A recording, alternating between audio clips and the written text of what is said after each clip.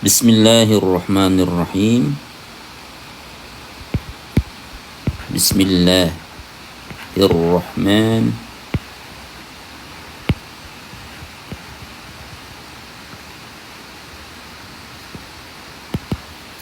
Bismillahirrahmanirrahim. Baik. Kita akan memulai tentang memahami dalam bab kalam. Bab kalam. Kalam dalam bahasa kita mungkin bisa dikatakan sebuah ungkapan, sebuah ucapan, atau sebuah ungkapan dalam bahasa Arab. Jadi dalam bahasa Arab bisa dikatakan kalam sebuah ungkapan dalam bahasa Arab ketika memenuhi 4 syarat.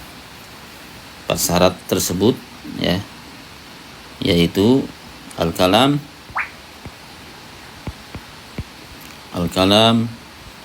wal lafzu al-murakkab al-mufid bil wad'i. Kita bahas satu persatu. Jadi kalam atau sebuah ungkapan dalam bahasa Arab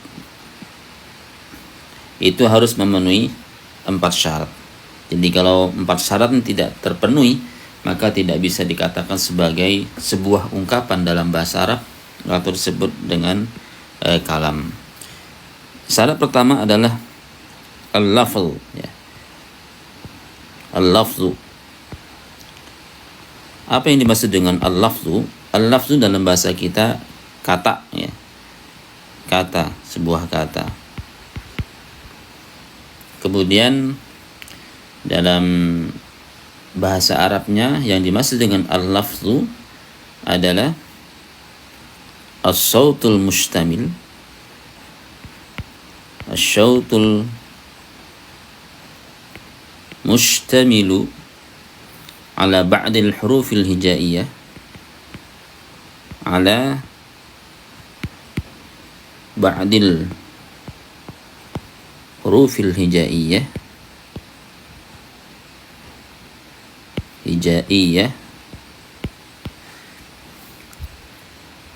allati awwaluha al-alif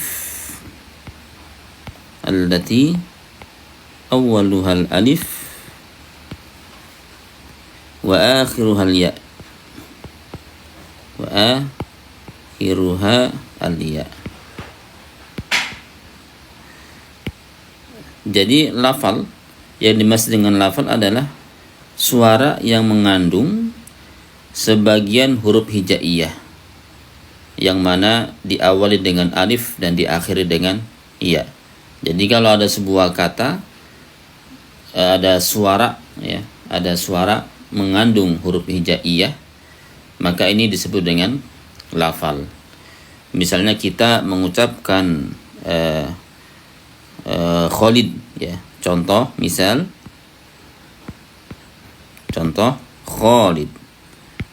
Ketika ada kata ungkapan Khalid, ini adalah lafal karena mengandung huruf hijaiyah yaitu kha, alif, lam dan dal. Jadi ini lafal. Yang mudahnya dalam bahasa kita adalah kata ya. Tetapi tidak dikatakan lafal ketika itu bukan suara, yaitu seperti tulisan, isyarat. Jadi tidak dikatakan lafal. Kemudian syarat kedua, sebuah ungkapan dalam bahasa Arab atau kalam adalah syarat kedua al-murakkab.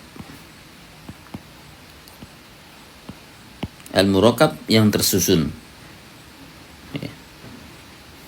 Al-murakkab yaitu huwa ma turkabu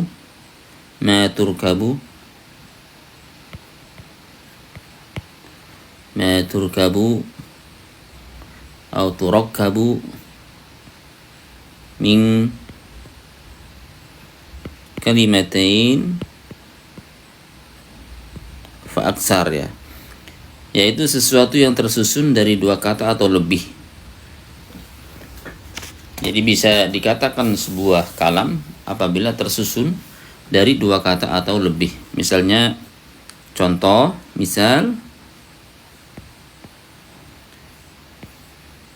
Fahima Khalid.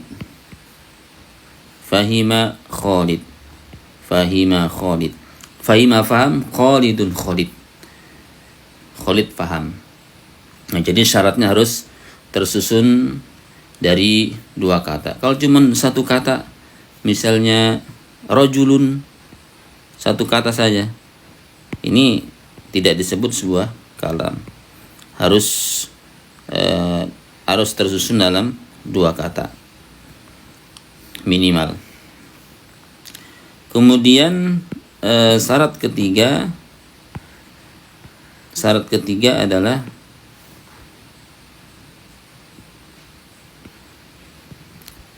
al-mufid. Al-mufid.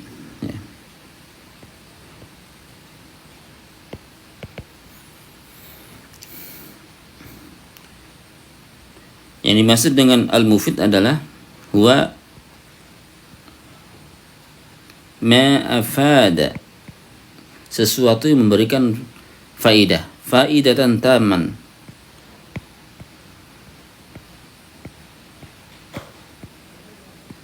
Sesuatu yang memberikan faidah dengan sempurna. Yahsunus sukutu 'alaiha,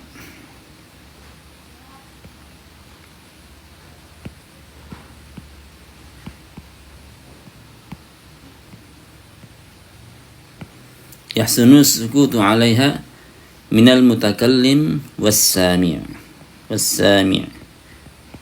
Minal mutakallim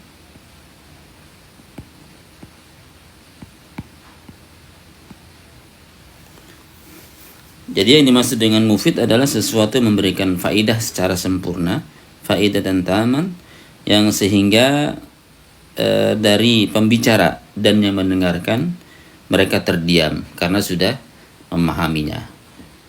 Jadi syarat untuk menjadi sebuah kalam haruslah memberikan sebuah faidah sehingga orang yang mendengar tidak perlu bertanya lagi.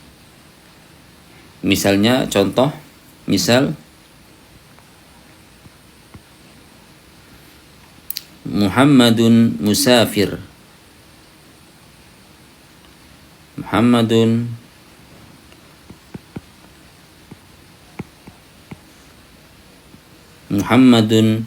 musafirun. Jadi kata-kata Muhammadun musafirun sudah memberikan faidah. Jadi orang yang berkata dan orang yang mendengarkan tidak perlu bertanya lagi, ya. Tidak perlu bertanya lagi. Jadi tidak membuat pertanyaan gitu ya ketika berbicara, orang yang mendengar langsung paham gitu ya. Itu artinya adalah sebuah kalam. Tapi ketika orang yang mendengar ini masih perlu pertanyaan, berarti belum sempurna kalamnya. Seperti misalnya contoh, misalnya in qama Muhammadun, misalnya